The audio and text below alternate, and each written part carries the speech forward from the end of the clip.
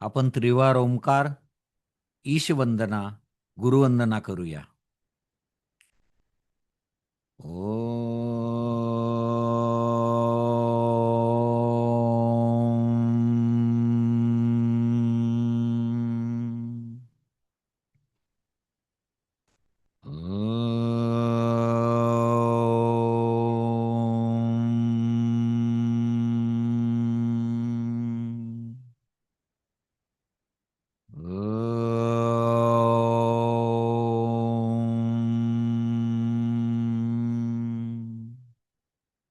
योगेन चित्तस्य पदेन वाचां मलं शरीरस्य च वैद्यकेन योपाकरोत्तं प्रवरं मुनीनां पतञ्जलिं प्राञ्जलिरानतोऽस्मि।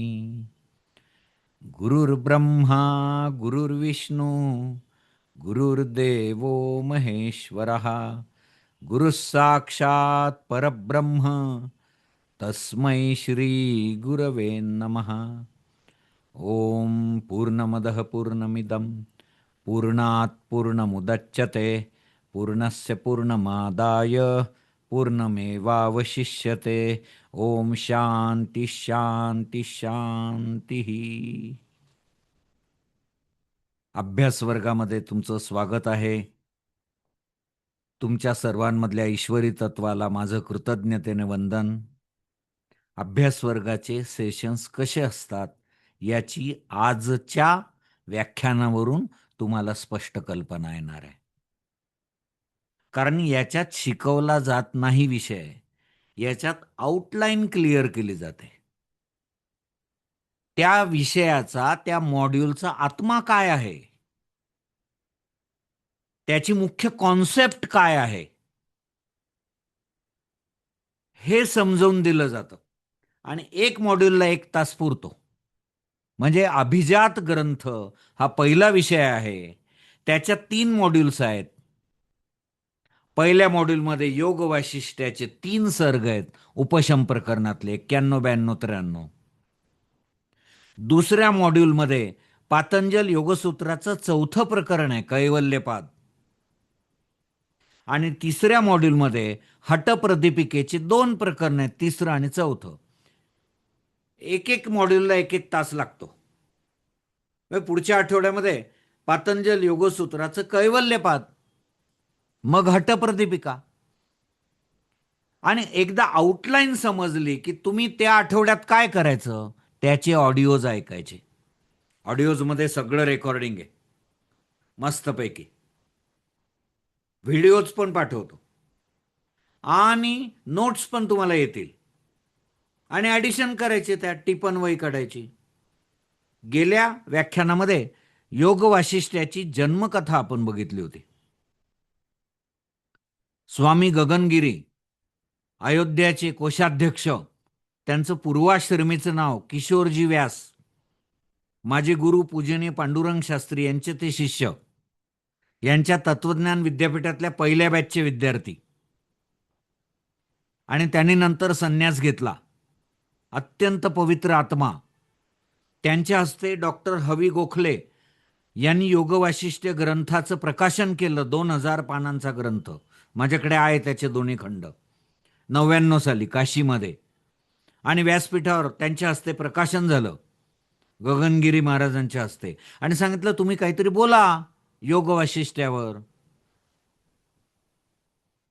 तर ते काय म्हणाले माहितीये?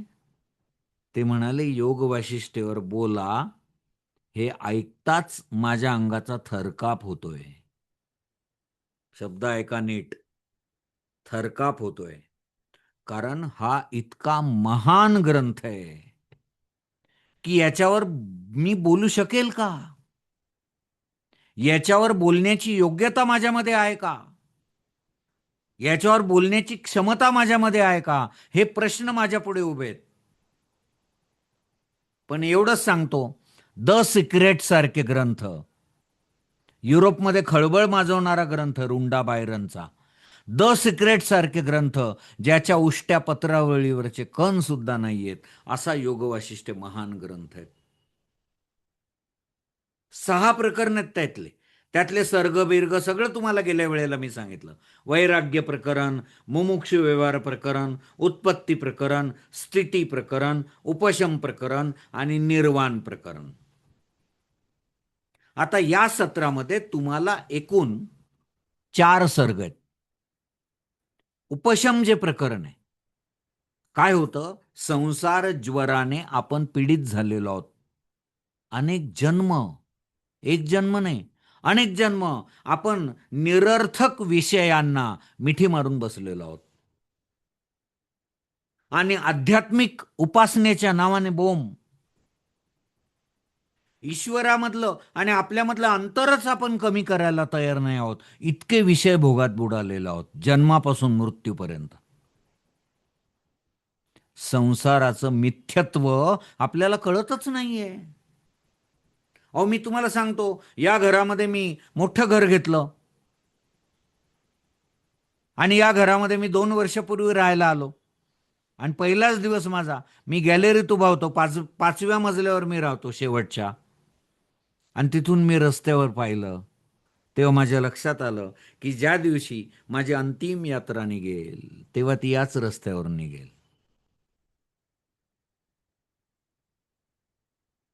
तेव्हा मृत्यू अटळ आहे, संसार मिथ्या आहे. मग काय हे बरोबर माझ्या येणार आहे? काहीच नाही.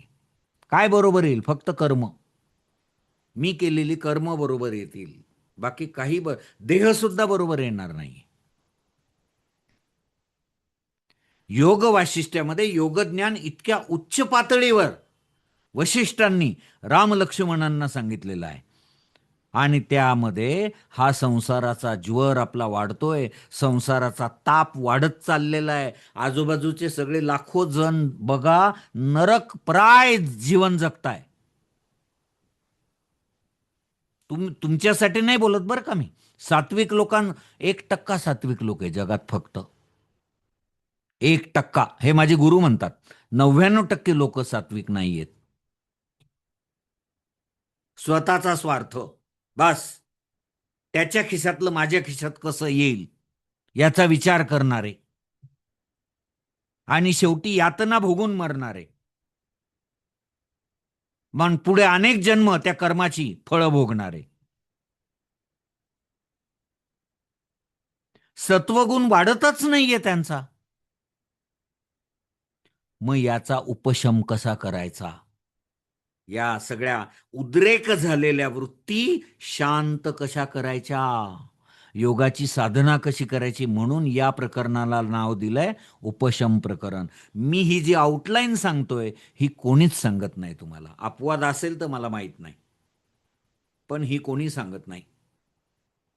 काही ठिकाणी तर वाचून दाखवलं जातं, पण हा आत्माच नाही तुम्हाला कळाला. आता ही आउटलाईन 1 तासात मी सांगणार आहे तुमच्या योग वाशिष्ठ्य ग्रंथात 4 सर्गांचं.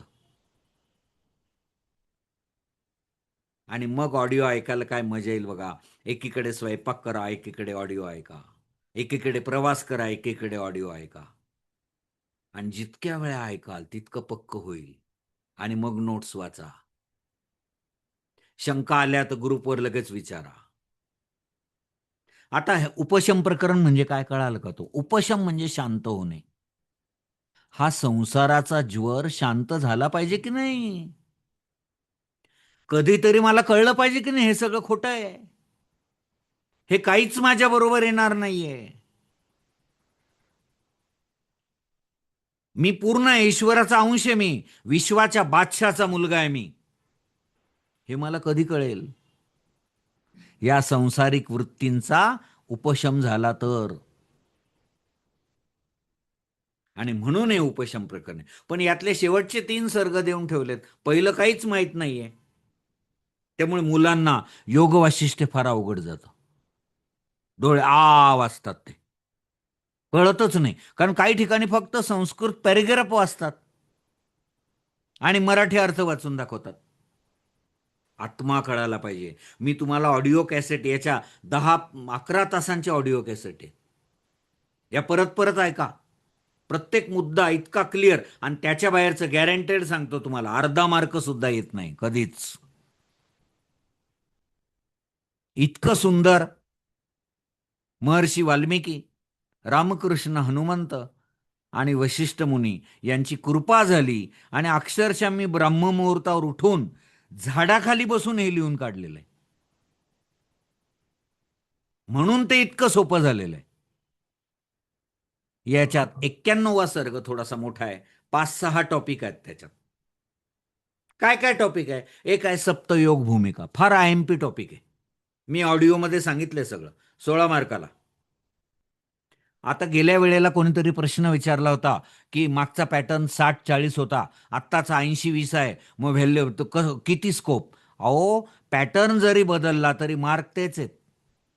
दीर्घोत्तरी 16 मार्क आणि लघुत्तरी 8 मार्क. त्यामुळे काही चेंज नाही. 16 मार्काला 2 ते 2.5 पानं लिहायचे आकृतीसह आणि लघुत्तरी 8 मार्काला 1 ते 1.25 पान लिहायचं, एवढंच. व्हॅल्युएशन तेच आहे. त्यामुळे हा प्रश्न निकालात निघाला. समजलं? आता गंमत अशी आहे की आत्मदर्शन, त्याला सेल्फ रिअलायझेशन म्हणतात, त्यालाच डायरेक्ट वशिष्ठांनी हात घातलाय. श्रीरामाला ते सांगतात की आत्म्याचं सामान्य दर्शन सगळ्यांना होतं. आपलं रक्त का फिरतं? आत्मा आहे म्हणून. कारण ईश्वर आत्म्याला शक्ती देतो आणि आत्मा शरीराकडनं काम करून घेतो, आहे की नाही? मला सांगा, आत्म्याची शक्ती नसेल तर मी तुमच्याशी बोलू सुद्धा शकणार नाही. प्रेत पडून राहील माझं इथे. प्रतिसाद तरी देता येईल का मला? आत्मा निघून गेला या कुडीतनं, संपलं. शरीर सगळं जागेवर आहे, पेशी त्याच आहेत, ऑर्गन सगळे जागेवर आहे, किंमत शून्य. आत्मा निघून गेला की किंमत शून्य. म्हणजे कोणती शक्ती काम करते? आत्म्याची शक्ती. त्या आत्म्याला कोणी दिली? परमात्म्याने दिली. मग हे आत्म्याचं सामान्य दर्शन काय आहे? हे बऱ्याच जणांना तुम्ही विचारून पहा, सांगता येत नाही. सामान्य दर्शन म्हणजे काय? माझं रक्त फिरतंय म्हणजे आत ईश्वर आहे. मला झोप येते म्हणजे आत ईश्वर आहे. माझी किडनी फिल्टरिंगचं काम करते म्हणजे आतमध्ये ईश्वर आहे, ईश्वरी शक्ती काम करते. माझा हृदयाचा पंप चालू आहे 60-60, 70-70, 80-80 वर्ष म्हणजे ईश्वर आहे. माझे फुफ्फुस काम करत आहे, श्वासोश्वास घ्यायला मी विसरत नाहीये. माझी मेंदूची कार्य व्यवस्थित चालू आहे, पंच ज्ञानेंद्रियांची कार्य व्यवस्थित चालू आहे आणि हे यातलं एकही माझ्या हातात नाहीये. I cannot control my metabolism. हे सगळे आत्मशक्ती घडवते. याला म्हणतात आत्म्याचं सामान्य दर्शन. हे सगळ्यांना आहे. थोडेफार 4 चांगले पुस्तकं वाचा. आत्म्याचं सामान्य दर्शन सगळ्यांना आहे. सगळ्यांना आहे. पण आत्म्याचं विशेष दर्शन झालं पाहिजे. मग हे आत्म्याचं जे विशेष दर्शन आहे ते लगेच होईल का हो? सोमवारी तुम्ही साधनेला बसलात, सोमवारी साधनेला बसलात आणि मंगळवारी लगेच तुम्हाला आत्म्याचं विशेष दर्शन झालं, असं होईल का? नाही होणार. मग हे आत्म्याचं विशेष दर्शन व्हायला अनेक जन्म साधना करावी लागते. म्हणून मी तुम्हाला सांगितलं, योग काही एका जन्मापुरता नाहीये. आता हा पकडला ना, आता हा तुमचा आणि ईश्वराचा अंतर कमी करणार आहे. हा डायरेक्ट तुम्हाला घेऊन जाणार आहे. पण गीतेने सांगितलं बहुनाम जन्मना म्हणते. मग ही आत्म्याची आत्मदर्शनाच्या भूमिकांना सप्तयोग भूमिका म्हणतात. कारण या 7 भूमिका आहे. मग पहिली भूमिका शुभेच्छा आहे, दुसरी भूमिका विचारणा आहे, तिसरी भूमिका तनुमानस आहे. असं करत करत तुर्यगा. IMP प्रश्न, स्टार मार्क. आणि शेवटी तर मी संभाव्यता सांगतो तुम्हाला, परीक्षा जवळ आली की. आणि माझी संभाव्यता चुकत नाही, कारण अनुभव येतो इतक्या वर्षांचा. हे सगळे विषय 30-30 वेळा शिकवून झालेले आहेत माझे. रामरक्षेसारखे पाठ आहेत. तेव्हा तुमच्या लक्षात आलं का? आत्म्याचं विशेष दर्शन करायचं असेल तर आपल्याला एका भूमिकेवरून दुसरी, दुसरी परिपक्व झाली की तिसरी, तिसरी पक्की झाली की चौथी, आणि तुर्यगा म्हणजे समाधी, कैवल्य. असा टॉपिक येतो 91व्या सर्गामधला. पुढचा टॉपिक आहे चित्ताची बीज. आता आपलं चित्त म्हणजे काय हो? चित्त म्हणजे विचारांचे तरंग. आणि मॉडर्न सायंटिस्ट सांगतात की 24 तासामध्ये 60,000 विचारांचे तरंग आत येतात आणि जातात. आले आणि गेले तर काही होणार नाही. पण आपली प्राणशक्ती बाहेर जाते, आत येते, बाहेर जाते, आत येते, बाहेर जाते, आत येते. या प्राणशक्तीत खळबळ झाली की विचारांचे तरंग जास्त उमटतात. आणि विचारांचे तरंग जास्त उमटले की त्यालाच म्हणतात चित्त. चित्त म्हणजे काय दुसरं असं काही ऑर्गन आहे का? हृदय, जठर ना, सूक्ष्म आहे चित्त खूप. चित्त म्हणजे विचारच. प्राणस्पंदामध्ये खळबळ झाली की चित्तस्पंद.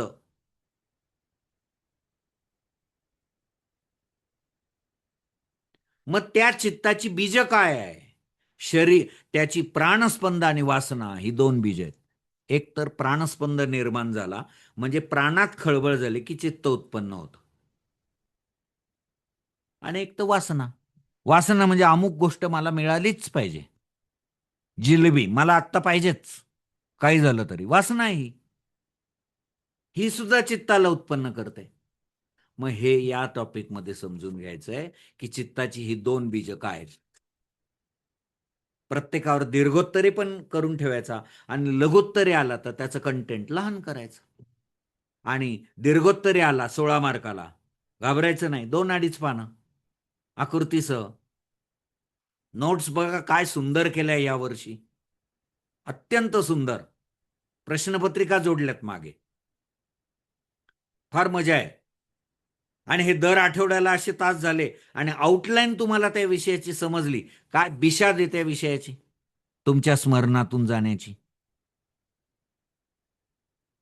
पतंजलींचं लव्ह लेटर म्हणजेच प्रमाणपत्र तुमचं डिग्रीचं तुम्हाला मिळेल. पण 2 वर्षासाठी नाही. योग साधना अविरत. ज्या योग संस्थेशी तुम्ही जोडलेले आहात त्याच्याशी कायम जोडलेलं राहायचं. आमच्याशी जोडलेलं राहायचं. उपक्रमांमध्ये भाग घ्यायचा. मस्त. हे योगाचे विद्यार्थी धरून आणा पुढच्या वेळेला. ग्रॅज्युएट झालेले सगळे. मग चित्ताची बीज आहेत. मग नंतर संवित. संवित म्हणजे काय हो? अहो, बऱ्याच जणांना म्हणाले आम्हाला संवित कळतच नाही. संवित म्हणजे जगताचं भान. सोप्या शब्दात सांगतो. इतकं सोपं कुठल्याच ग्रंथात नाही दिलेलं. जगताचं भान. जगताचं भान कसं होतं आपल्याला? 5 ज्ञानेंद्रियांमधून होतं. डोळ्यांद्वारे दृश्य ज्ञान, श्रोत्राद्वारे ध्वनी ज्ञान, घ्राणाद्वारे गंधज्ञान, जिव्हेद्वारे रसज्ञान आणि त्वकद्वारे स्पर्शज्ञान. हे संवित आहे. या संवितमध्ये क्षोभ उत्पन्न होतो आणि ही ज्ञानेंद्रिय विषयांच्या मागे पळतात आणि ते मनाला दुर्बल करून टाकतात. असा हा एक टॉपिक बघायचा आहे. नंतर निर्विशेष ब्रह्म म्हणजे काय?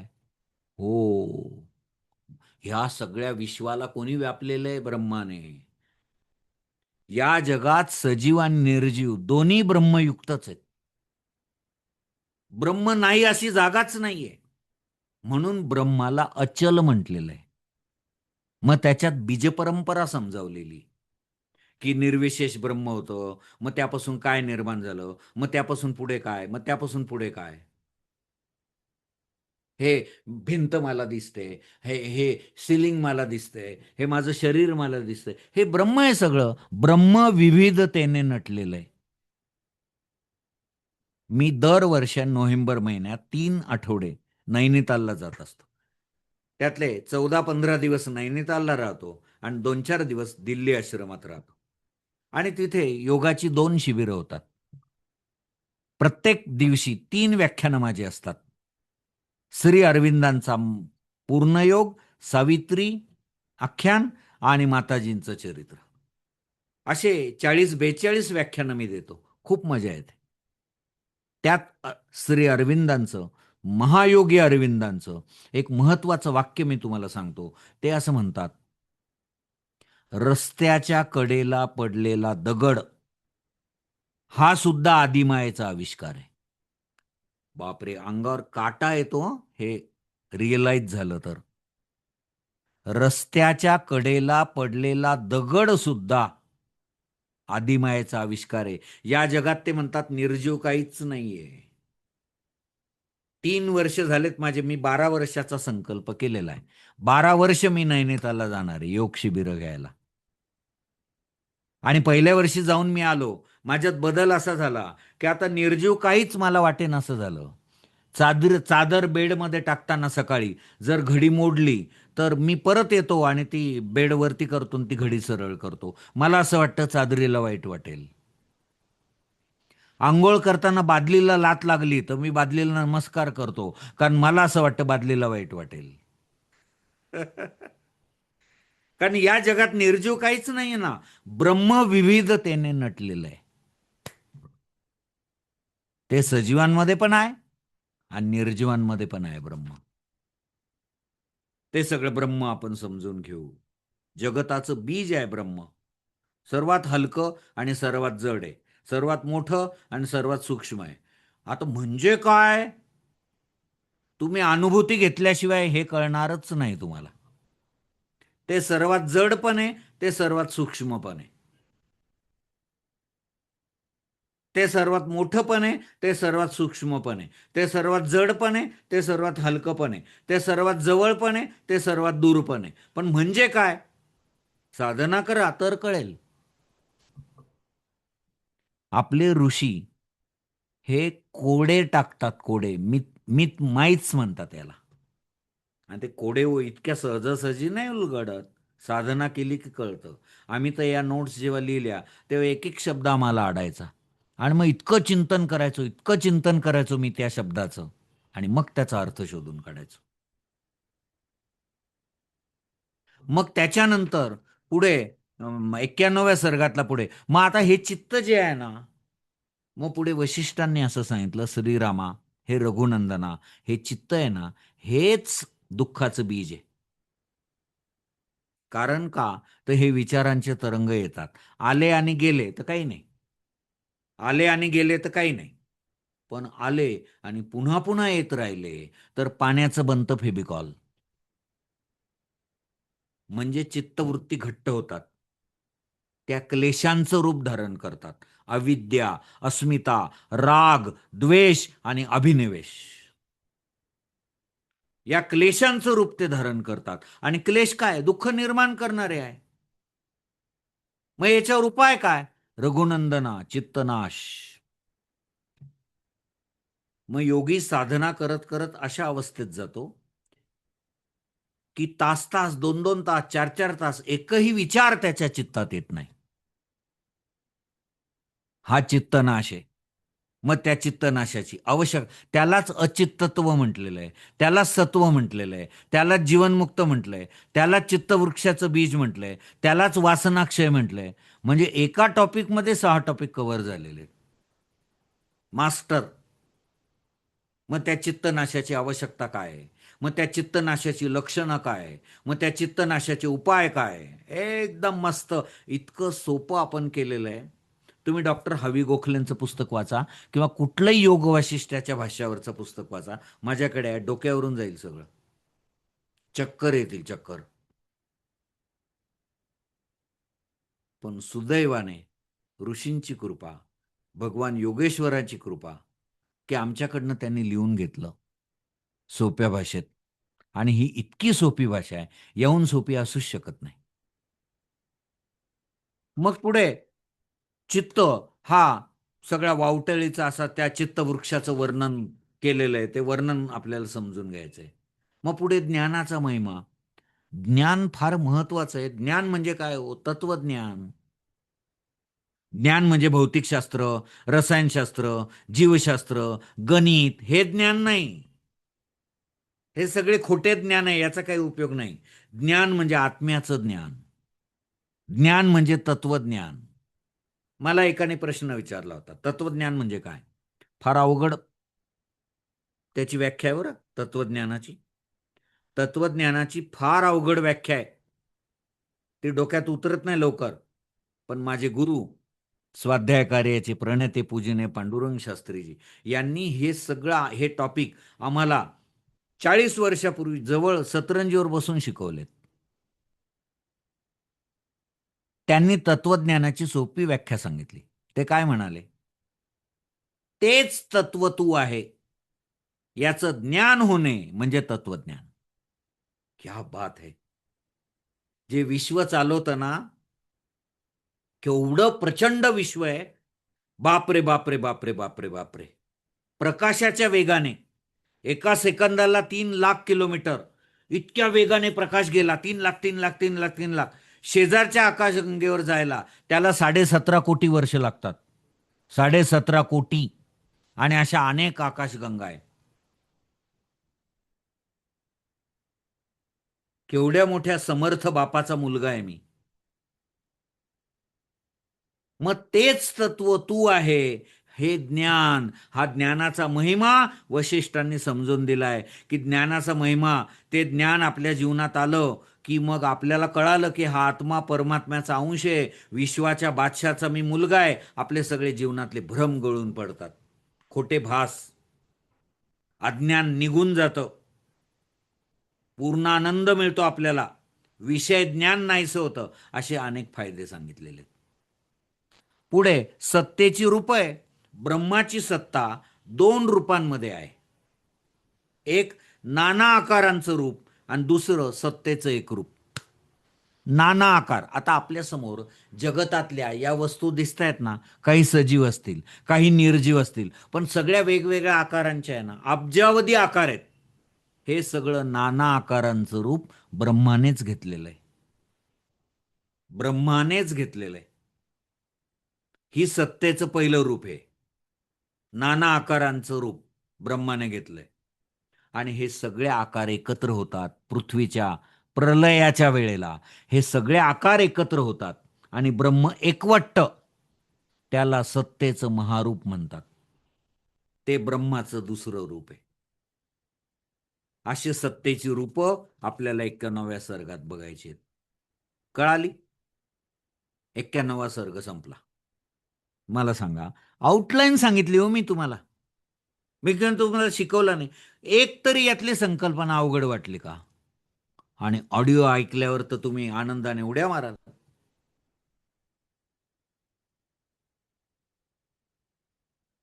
आता 92वा सर्ग. काय 92व्या सर्गामध्ये? मुक्तीचे मार्ग, मोक्षाची बीज, परमप्राप्तीचे उपाय. टायटल 3 आहेत, टॉपिक एकच आहे. मुक्ती कशी मिळवायची, मोक्षाची बीज काय, IMP आहे हा टॉपिक 92व्या सर्गातला.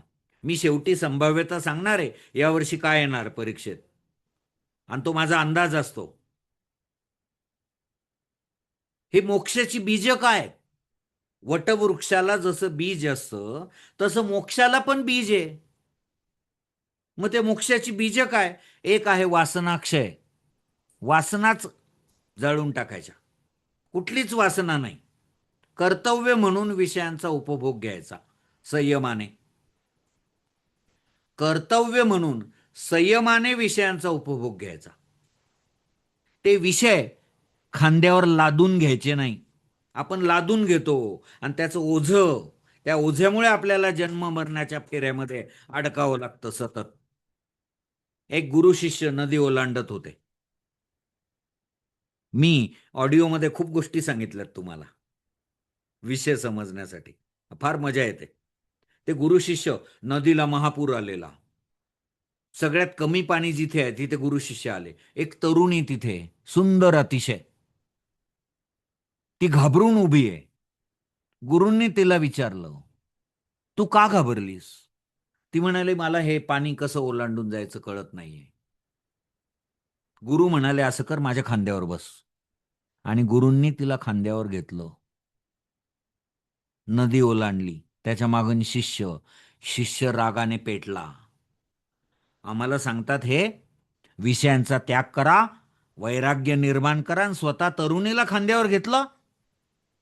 पण काय करणार, गुरु ना, बोलता येत नव्हतं. तिकडे गेल्यावर गुरूंनी तिला उतरवून ठेवलं आणि गेले. दिवसभर त्या गावात फिरले. शिष्य आतून पेटलेलाच आहे. शिष्य धुमसतोय, आतून पेटलेलाच आहे. केव्हा बोलू, केव्हा बोलू, केव्हा बोलू, केव्हा बोलू, कडे लोट होतोय संतापाचा, गुरूंविषयीचा संताप. शेवटी रात्री जेवण झाल्यावर पथाऱ्या टाकल्या धर्मशाळेत दोघांनी. आणि तेव्हा शिष्य एकदम चिडला आणि म्हणाला, शोभतं का तुम्हाला हे? आम्हाला वैराग्य सांगता? आम्हाला. गुरु हसले, म्हणाले, अरे काय झालं? कशाचा एवढा राग आलाय तुला? काय झालं मग? शोभतं का तुम्हाला? त्या सुंदर तरुणीला खांद्यावर घेतलं तुम्ही सकाळी. गुरु आणखी हसले आणि गुरु म्हणाले, मी त्या तरुणीला खांद्यावर घेतलं आणि दुसऱ्या काठावर गेल्यावर ठेवून दिलं. तू मात्र तिला अजून खांद्यावरून वाहतोयस.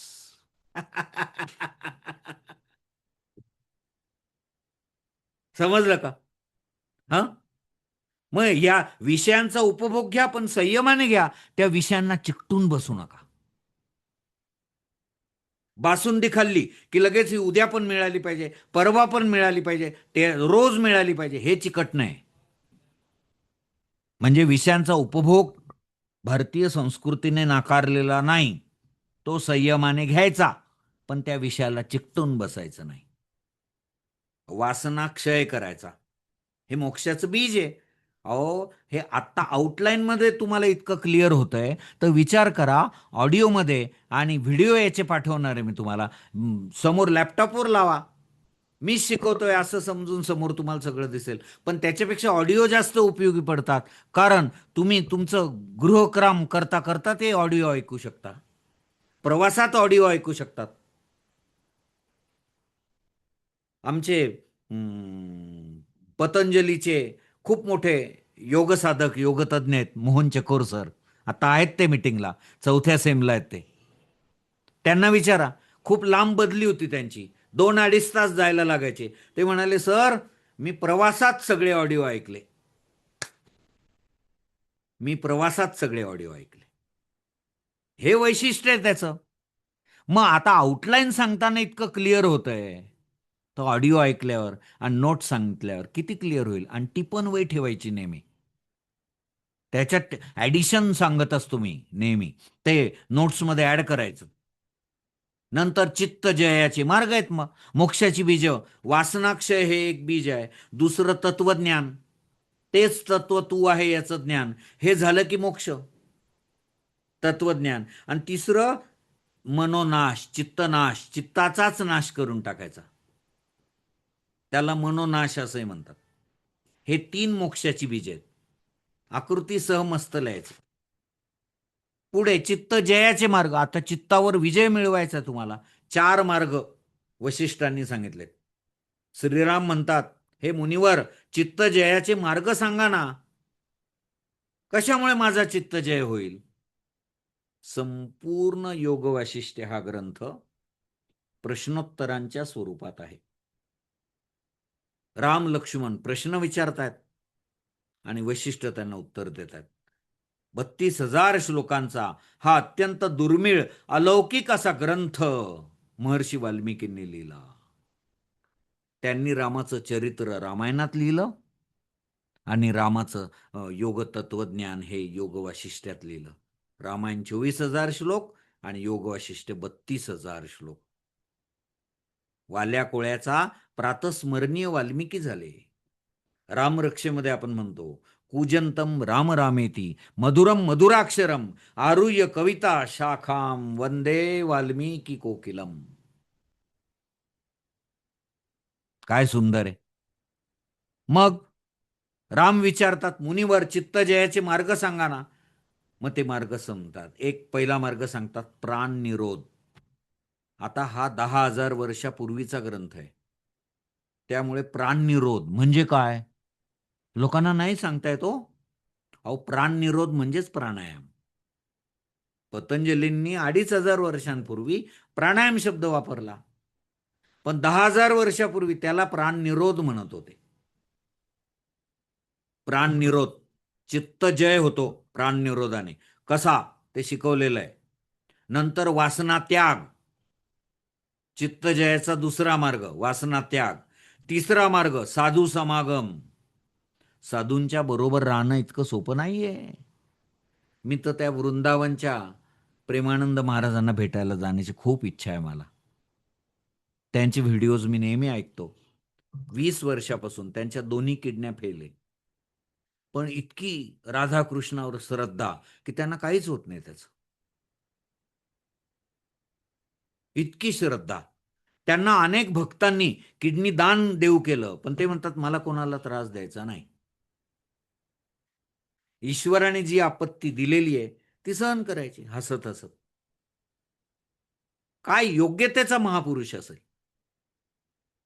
तेव्हा साधू समागम, मग अशा साधूंच्या सहवासात राहिलो तर, आम्ही पूजनीय दादांच्या सहवासात जेव्हा राहायचो, काय दिव्य क्षण होते ते, सुवर्ण क्षण. युगपुरुषाच्या सहवासात सानिध्यात आम्ही राहिलो. साधू समागम. परवा म्हणजे 5-6 दिवसापूर्वी गोदा परिक्रमा 500 साधूंनी केली. आणि त्यांनी तिथे एक कृष्ण आश्रम आहे त्र्यंबकेश्वरच्या अलीकडे, त्याच्यात एक यज्ञ केला. आणि आम्ही त्यांच्या दर्शनाला गेलो. अत्यंत तेजस्वी सगळे साधू. आणि तिथे गेल्यावर 10-15 मिनिटांनी आम्हाला कळालं रामदेव बाबा स्पेशल जेट विमानाने आलेले आहेत. इतका आनंद झाला. अर्ध्या तासात रामदेव बाबांचं आगमन झालं व्यासपीठावर. 2 कमांडो असे AK-47 घेतलेले, कोणाला वर जाऊ देत नव्हते. काय कृपा असते परमेश्वराची आणि गुरूंची बघा. माझी तीव्र इच्छा होती रामदेव बाबांच्या, पूजनीय रामदेव बाबांच्या पायावर डोकं ठेवण्याची. अहो, ज्यांनी कोट्यावधी लोकांच्या घरामध्ये योग पोचवला, तो देवाने पाठवलेला माणूस आहे. तो ईश्वराचा अंशावतार आहे. मी फक्त त्या एका कमांडोच्या डोळ्यात पाहिलं. काहीच बोललो नाही. हाताची नमस्कार स्थिती होती आणि त्याच्याकडे असं पाहिलं. काय सांगावं आश्चर्य. तो मला म्हणाला, "जा." त्याने मला वर सोडलं. मी गेलो आणि पूजनीय रामदेव बाबांच्या डोक्यावरती, त्यांच्या पायावरती डोकं ठेवलं. मला आशीर्वाद दिले त्यांनी. मी आणि डॉक्टर सचिन पाटील असे आम्ही दोघं गेलो. दोघांना वर जाण्याची संधी मिळाली. तेव्हा साधू समागम हा फार दुर्मिळ असतो. याच्यामुळे चित्तजय होतो. अध्यात्म ज्ञान प्राप्ती, अध्यात्म, आत्मा आणि आधी इति अध्यात्म.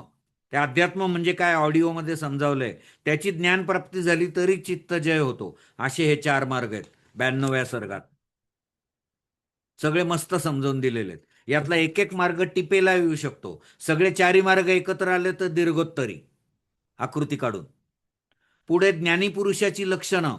तुम्ही भगवद्गीतेचा अभ्यास केला ना, 6वा अध्याय, त्यात कशी स्थितप्रज्ञाची लक्षणं सांगितली, तीच आहे ती ज्ञानीपुरुषाची लक्षणं. तो आत्मतत्वाला जाणणारा असतो म्हणजे काय, तो शुद्ध गुणांचा आश्रयी असतो म्हणजे काय, तो वैराग्याचा महामेरू आहे म्हणजे काय, तो स्थिरमती पुरुष आहे म्हणजे काय, तो ज्ञेय ब्रह्मानंद प्रचूर आहे आणि तो विषयासक्ती रहित आहे. नंतर तो भयरहित, क्षुधारहित आणि शांत आहे. आणि 8वा तो आस्थारहित आहे, निस्पृह आहे. कोणत्याही पुस्तकात असे 8 सिक्वेन्सली काढलेले नाहीत. कोणालाच माहित नाही हे. हे अनेक ग्रंथांचा अभ्यास करून आम्ही त्यातलं लोणी काढले, लोणी. म्हणून ते इतकं सोपं झालेलं. तुम्ही कुठलंही घ्या ना योग वैशिष्ट्याचं पुस्तक, त्याच्यात तुम्हाला हे असे मुद्दे मिळणारच नाही. चॅलेंज आहे.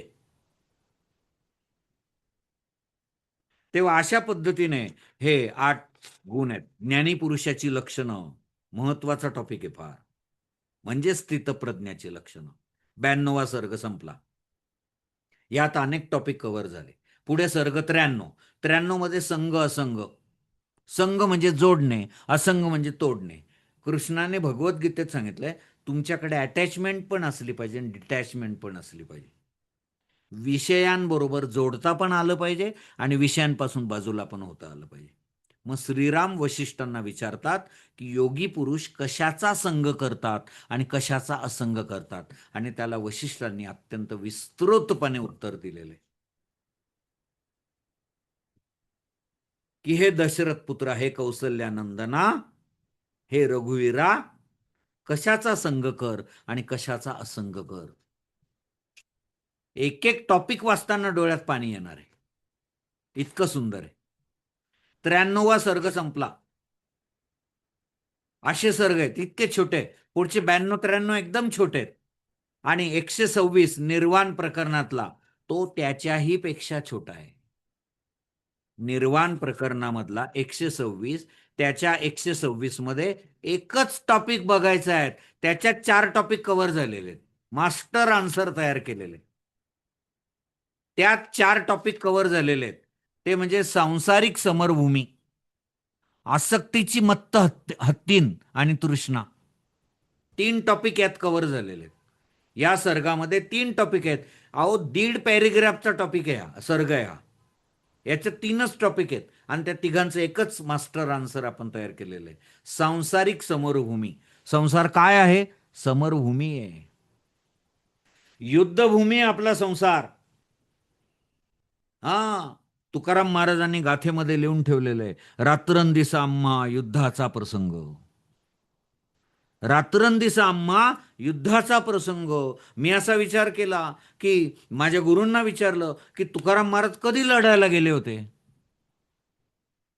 त्यांच्या हातात तर ढाल तलवार कधीच नाही. मग त्यांनी असं का लिहिलं, रात्रंदिसा आम्हा युद्धाचा प्रसंग. तेव्हा माझे गुरु, ज्ञानाचे महामेरू, त्यांनी सांगितलं हे सांसारिक युद्ध आहे. कारण संसारात राहून आपल्याला युद्ध करावं लागतं. विकारांबरोबर युद्ध. काम, क्रोध, मद, मोह, मत्सर, इच्छा, आसक्ती, द्वेष, संशय हे विकार आहेत. मोह. अहो, तुम्ही आत्ताच्या व्याख्यानाला आलात ना वेळ काढून, इथे सुद्धा काही ठिकाणी प्रलोभन आले असतील तुम्हाला. मला एक जण आले, काही मित्र आले होते बाबा. एकाचा वाढदिवस होता. ते म्हणाले हॉटेलमध्ये चला, आजच्या दिवस तुम्ही याच, आजच्या दिवस तू येच म्हणाले. मी म्हटलं नाही येता येणार. कारण एकतर मला माझ्या ईश्वरांना भेटायचं आहे आणि नंबर 2, मी सूर्यास्तानंतर काहीच खात नाही. नंबर 3, मी आज लंघन केलेलं आहे, फक्त सकाळी जेवलेलो आहे, रात्री जेवायचं नाही. काल रामदेव बाबा बालकृष्णजी यांच्याबरोबर 1.25 तासाची आमची मीटिंग झाली आणि फार मजा आली. त्यांनी सांगितलं अरे फास्टिंग हे सगळ्या रोगांवरचं औषध आहे.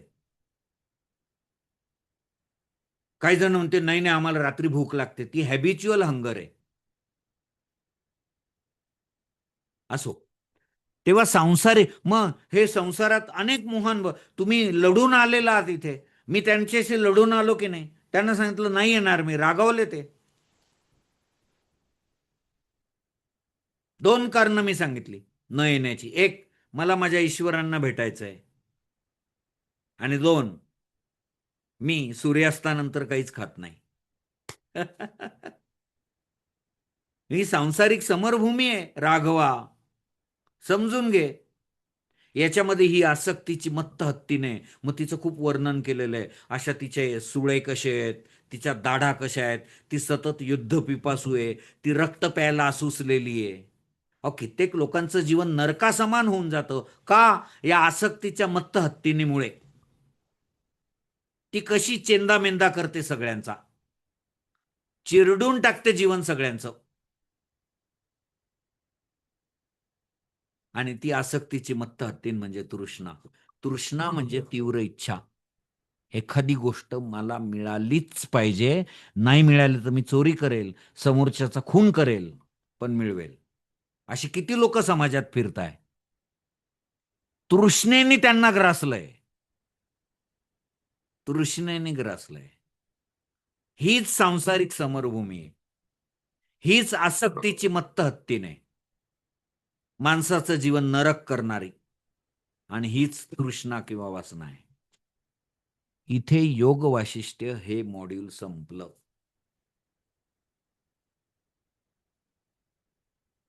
मला सांगा किती मिनिटं झाले? 8:05 आपण सुरुवात केली होती, आता 8:50 झालेत. 45 मिनिटामध्ये संपूर्ण हे इतकी आउटलाईन पटकन मी तुम्हाला का सांगू शकलो? मी काही वाचून नाही दाखवलं तुम्हाला, का सांगू शकलो? अहो, हा विषय 30 वेळा शिकवलाय मी. माझा रामरक्षेसारखा पाठ आहे हा. सगळे विषय तुमचे 16 विषय MA चे. आणि भगवत कृपा आणि गुरुकृपा आहे ती. हे माझं मी व्याख्यानाला सुरुवात करताना देवाजवळ जातो, गुरूंजवळ जातो आणि सांगतो की माझं खोकं तुम्ही वापरा. त्याच्यातनं तुम्हाला काय बोलायचं ते बोलून घ्या. आणि खोकं वापरून झालं की परत हे खोकं तिकडे जातं. पुन्हा साष्टांग दंडवत आणि सांगतो इदम न मम, हे माझं नाही, तुम्ही घेऊन टाका. माझ्याजवळ ठेवाल तर ओझं होईल, हे माझं नाही. एकदम निरीच्छ जगायचं. अहो, रामरक्षा आहे ना, ही बुधकौशिक ऋषींनी लिहिलेली. रामाचा जितका अभ्यास तुम्ही करा, एक दिवस मी तुम्हाला रामरक्षेबद्दल सांगणार आहे, अभ्यासक्रमात नसली तरी. रामरक्षा काय आहे हे मी तुम्हाला सांगणार आहे. बुधकौशिक ऋषी ज्ञानाचे हिमालय होते. आपण ती रामरक्षा म्हणतो, ती अत्यंत शक्तिशाली, पण तिचा अर्थ माहीत झाला तर तिचं सामर्थ्य 100 पटीने वाढेल, 1000 पटीने वाढेल. रामरक्षेत पहिले 11 श्लोक तर फार महत्वाचे आहेत. शरीराचं संरक्षण करणारे, शरीर मनाचं. बुधकौशिक ऋषी लिहितात, शिरो मे राघव पातू. शिरो मे राघव पातू म्हणजे माझ्या शिराचं रक्षण राघवाने करावं. का बरं? का लिहिलं त्यांनी असं? कारण रामाचा वंश हा इक्ष्वाकू वंश आहे. या इक्ष्वाकू वंशामध्ये 28 राजे होऊन गेले, अग्निवर्णापर्यंत. वैवस्वतापासून अग्निवर्णापर्यंत 28 राजे होऊन गेले. पण या सगळ्यातला प्रभावी राजा हा राम. आणि म्हणून रामाला इक्ष्वाकू वंशाचं शिर म्हटलेलं आहे बुधकौशिक ऋषींनी. म्हणून रघुवंशाच्या शिराने माझ्या शिराचं रक्षण करावं. काय सुंदर आहे हो. हा अर्थ कळाला आणि मग आता म्हणा बरं, डोळ्यात भावाश्रू येतील की नाही. शिरो मे राघव पातू. हे राघवा, तू रघुवंशाचं शिर आहे. त्या रघुवंशाच्या शिराने माझ्या शिराचं रक्षण करावं. कौसल्येयो दृशो पातू. कौसल्याच्या पुत्राने माझ्या दृष्टीचं रक्षण करावं. का बरं? बुध कौशिक ऋषी किती महान आहेत. असं म्हणतात, आई आपल्या नजरेने मुलाचं पोषण करत असते. आई नसेल त्यांना विचारून बघा. आई आपल्या नजरेने मुलाचं रक्षण करते, पोषण करते, पोषण. त्यामुळे आईची नजर आपल्यावर सतत पडणं हे अत्यंत आवश्यक आहे. जेव्हा आई जाते या जगातनं आपल्याला सोडून, तेव्हा तिची किंमत आपल्याला कळते. माझी आई 4 वर्षापूर्वी मला सोडून गेली. शेवटी जाताना तोंडावरनं असा हात फिरवला. म्हटलं, आई तुझा स्पर्श आता केव्हा? ती म्हणाली, आता आठवायचा पूर्वीचा. आणि शांतपणे आई गेली.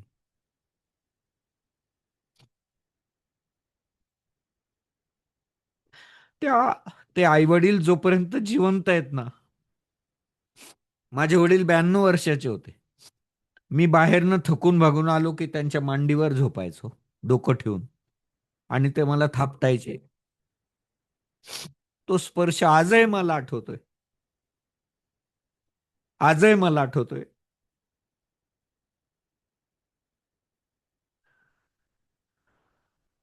तेव्हा आई वडील जिवंत आहेत ना, तोपर्यंत त्यांची सेवा करा. आल्यावर त्यांच्या जवळ बसा. त्यांना दुसरं काहीच नकोय. त्यांचा स्पर्श घ्या. पुन्हा मिळणार नाही. कौसल्याच्या दृष्टीने रामाचं पोषण केलंय. मग ज्या कौसल्याच्या दृष्टीने रामाचं पोषण झालं, त्या रामाने, त्या रघुनंदनाने माझ्या दृष्टीचं रक्षण करावं. रामायणातले हे 11 श्लोक इतके सुंदर आहे. 1 तास लागेल मला सांगायला. मी त्यातले फक्त 2 कडवे 2 ओळी तुम्हाला सांगितल्या.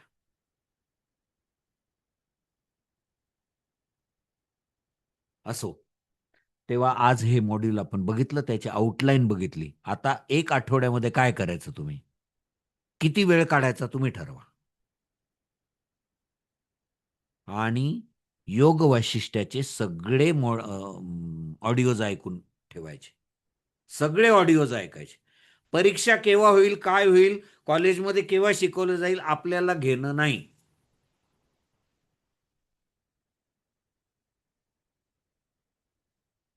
तेव्हा लगेच ऑडिओज ऐकून घ्यायचे. 1 आठवड्यात बरोबर ऐकून होतात एका मॉड्यूलचे. 2-2दा ऐकून होतात. आणि नोट्स वाचायच्या, टिपणं काढायची. एकदम रेडी पहिलं मॉड्यूल. पुढच्या सोमवारी लगेच कैवल्यपादाची आउटलाईन सांगेल मी तुम्हाला. पहिला विषयच महत्वाचा आहे. नंतर मग दुसरा तर काय अप्लाइड योगा आहे, तिसरा तर काय थेरपी आहे सगळ्या, तिसरा डेझर्टेशन आहे. त्याच्यात विषय कसे निवडायचे त्याचे सेपरेट ऑडिओज केलेले आहेत, ते तुम्हाला सगळे पाठवले जातील. प्रत्येक पायरी समजावलेली आहे. विषय कसा निवडायचा इथपासून. फार सुंदर आहे. तर इथे आपण थांबू. आणि मग अजून काही शंका वगैरे असतील किंवा बोलायचं असेल किंवा टेक्निकल माहिती विचारायची असेल तर चैतन्य सर, प्राध्यापक चैतन्य सर आपल्याला सांगतील. इथे मी तुमची रजा घेतो. पुढच्या सोमवारी आपण परत भेटूया. हरिओम. ओम सहनाववतु सहनौ भुनक्तु सह वीर्यं करवावहै तेजस्विनावधीतमस्तु मा विद्विषावहै.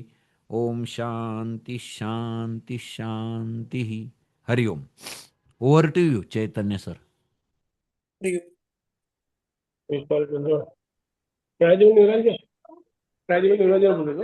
तुम्हाला काही प्रश्न, काही धन्यवाद शंका? धन्यवाद.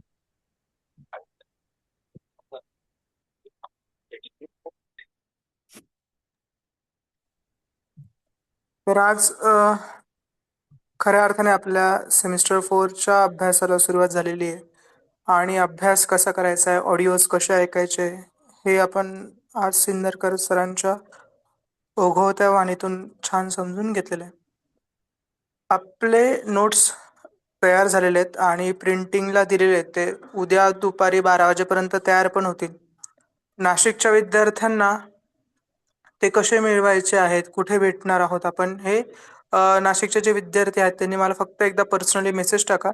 आणि नाशिकच्या बाहेरचे जे विद्यार्थी आहेत त्यांना कुरिअर पाठवल्यानंतर त्यांना पावती शेअर केली जाईल. म्हणजे त्यांना ट्रॅकिंग आय डी कळेल की किती वेळामध्ये आपल्यापर्यंत ते नोट्स पोहोचणार आहेत.